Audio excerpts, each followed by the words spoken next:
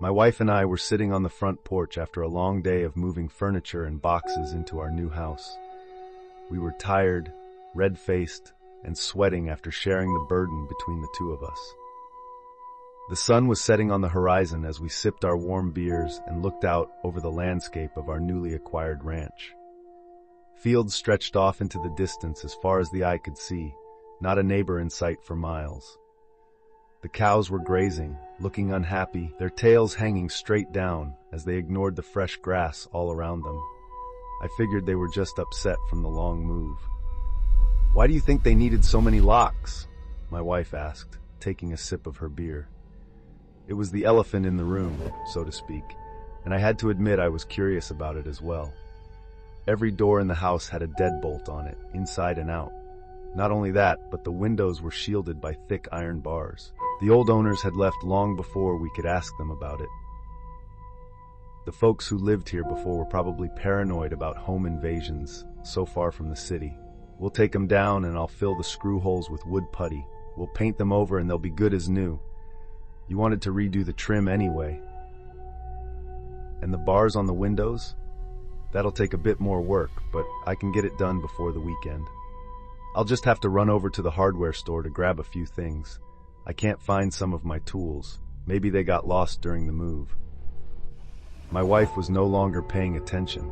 She was staring at some point far off in the distance. "What's that?" she asked, pointing. I followed her finger and looked to see a large gray wolf moving in the fields.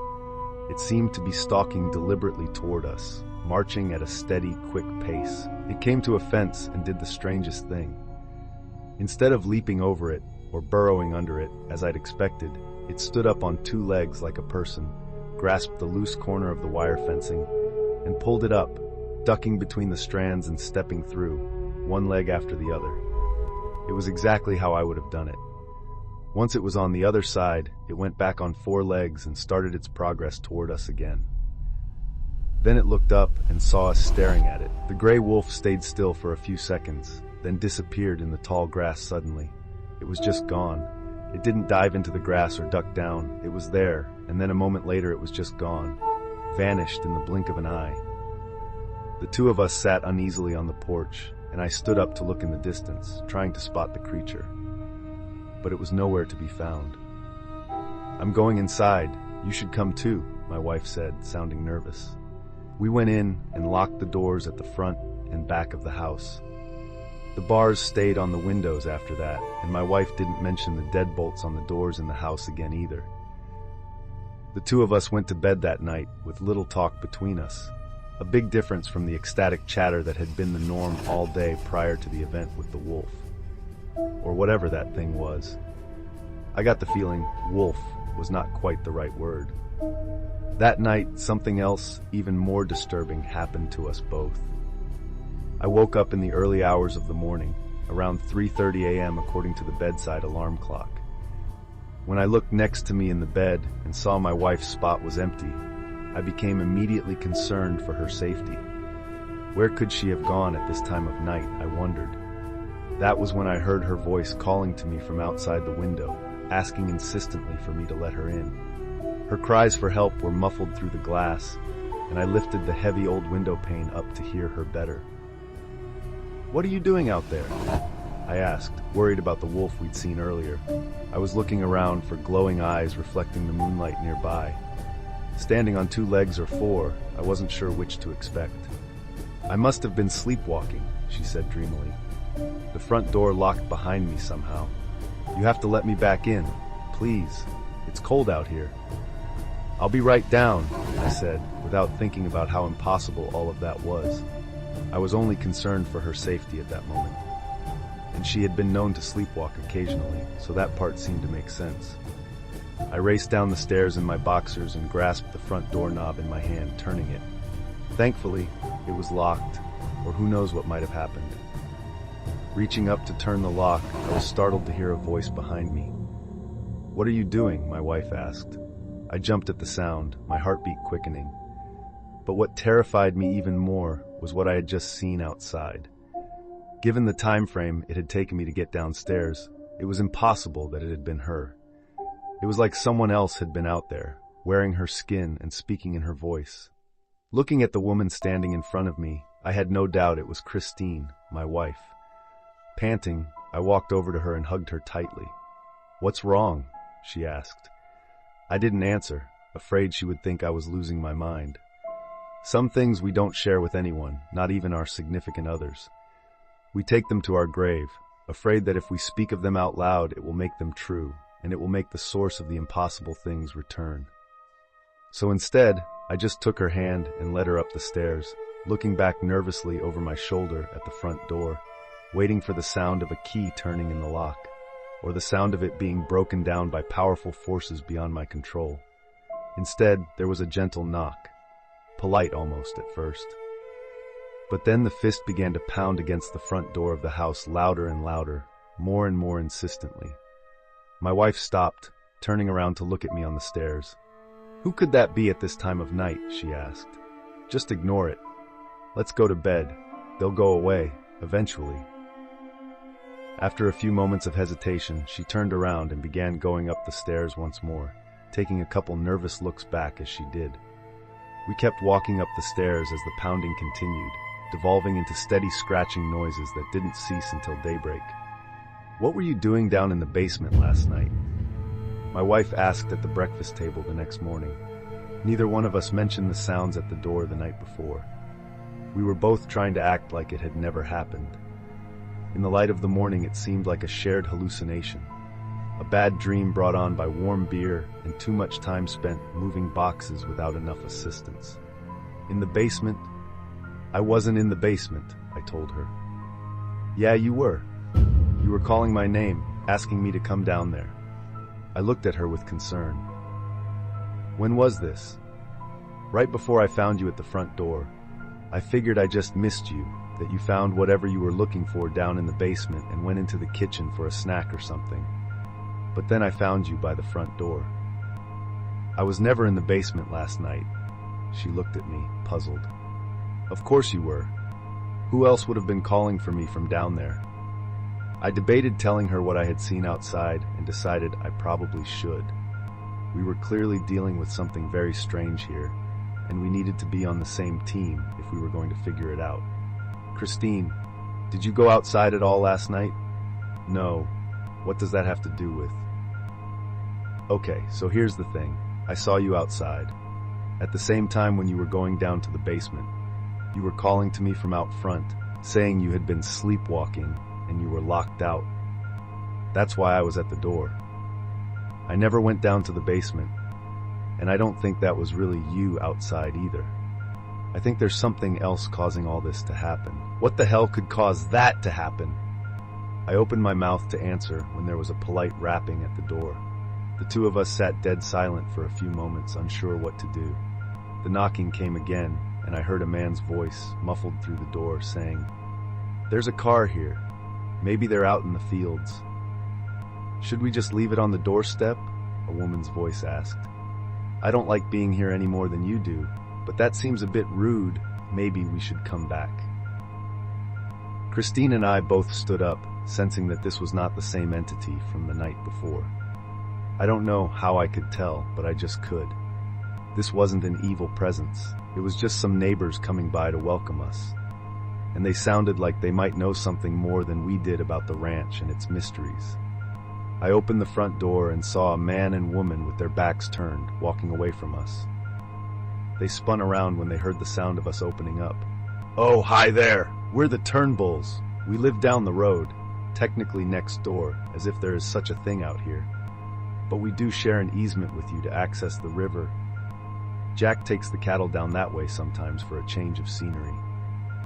The man put his arm around his wife's shoulder and whispered something in her ear. She abruptly stopped talking, realizing that she was rambling on nervously. "Sharon, I'm sure they don't want to get into all that. We just wanted to stop by and welcome you to the neighborhood, so to speak. It's nice to have another couple living next door again. This place has been empty for so long." My wife and I looked at each other with surprise. As far as we knew, the place had been occupied right up until our arrival. It hadn't shown signs of disrepair or neglect, so we'd had no reason to think otherwise. Really? No wonder the place was such a bargain. How long was it empty for? The man and woman shared a look. Oh, not that long. A few years. Anyways, we just wanted to bring this casserole.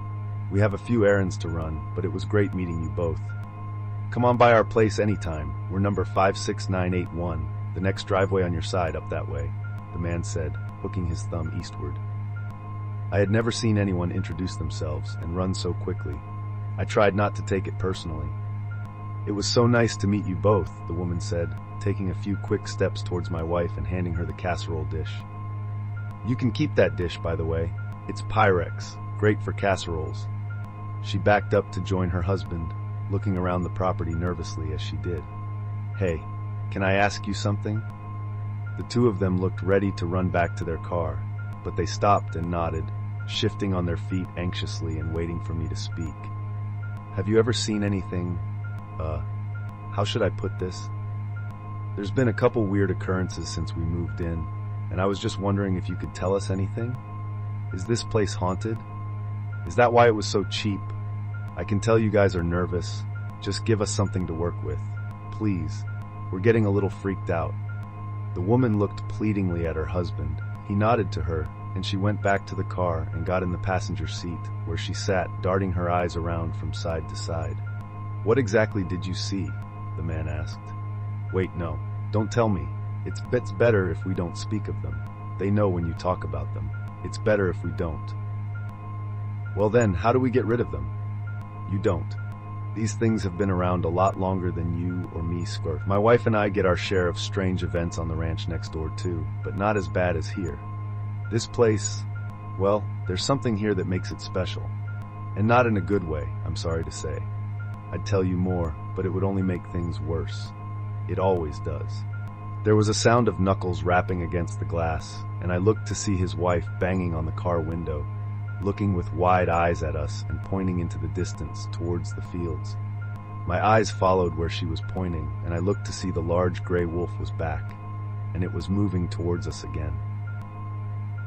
I told you, we're not meant to speak of them. I need to go. The two of you should decide soon if you want to stay. This place will change you. And it will take things from you. You only get so long to decide. If you wait to see what the changes will be, it will already be too late. Trust me. With that, he turned away and went back to his car. He started the engine and drove off much quicker than I would have thought safe on the dirt driveway, swerving and leaving a cloud of dust hanging in the air around us, obstructing my view for a few seconds. When I turned around again, the wolf was much, much closer. It was about 50 yards away and closing in fast. It was looking at me intently.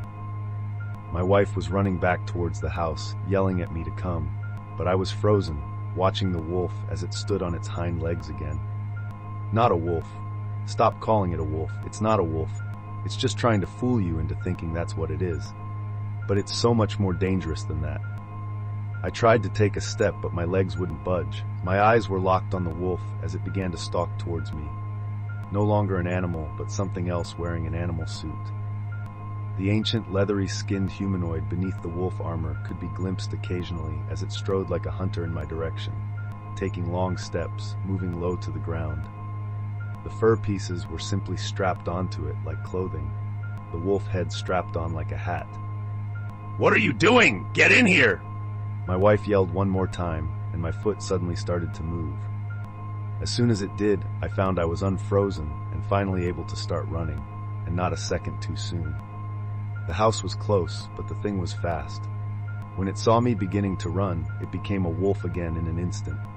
The idea that it was anything but that seemed ludicrous as I watched it race towards me on all fours, its snapping jaws dripping saliva as it dove to cut me off. This thing was a massive gray wolf, through and through. It could be nothing but that, and yet my eyes had begged otherwise just a moment before. If not for my wife, it might have gotten me.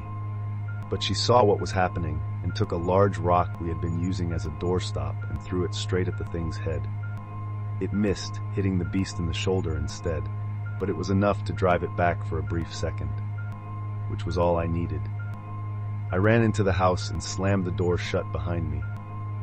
An instant later, the scratching began again. Soon there was another one at the back door, scratching it as well. The sounds continued for hours. When the noises stopped and I finally ventured outside again, I found that 3 of the cattle had been killed. The others were scared out of their wits, hiding huddled together in a corner of the field near to the house. Their eyes darted around the fields, reminding me of how the neighbors had looked as they scanned our property for the things lurking in the shadows. I was beginning to suspect we were not going to be able to stay in this place much longer. Even if we could survive, this was no way to live. That night, my wife and I sat in the living room with all the blinds and curtains drawn, discussing what we would do. The house wouldn't sell quickly. That much was obvious based on the neighbors' statements. The 2 of us decided we would leave in the morning, regardless. We would stay in a motel until we found an apartment to rent, sacrificing all of our investment in the house. Even if we put it up for sale again, it would be a long, long time before we made any portion of our money back. But it was too dangerous and too terrifying to stay. "I'm going to bed," my wife said, looking tired. "Come upstairs soon, okay? I don't want to be alone." "I'll be up in a minute," I told her. "I just want to grab a glass of water." She nodded sleepily and went up the stairs slowly, looking depressed. We had dreamed about this move for so long, and now it was all coming to ruins. I felt sad about it too. I went into the kitchen and poured a glass of water. After drinking it down in one long gulp, I decided I needed another. It had been a long day, and I'd been too distracted to drink anything. A noise came from upstairs, a scraping sound like claws. Setting down the glass, I turned around and listened closely. "Christine?" She didn't reply. I took a few steps across the linoleum floor of the kitchen before calling out again. Once again, there was no answer. By the time I got to the bottom of the stairs, my heart was pounding so fast and hard I felt like it would beat right out of my chest. I opened my mouth to call her name one more time when I saw it. The wolf that wasn't a wolf strode on 2 legs across the gap at the top of the stairs, then disappeared around the corner, heading towards my wife. It was so quick that I thought for a moment I could have imagined it, just a gray blur that was gone in an instant. If not for the fact that it looked down the stairs at me and smiled, its long canines gleaming in the light. Its eyes were pure blackness. I ran up the stairs as fast as I could, terrified of what it would do to her. When I got to the 2nd floor, I looked down the hall to see all of the doors were closed. It was as if the whole thing had really been just my imagination.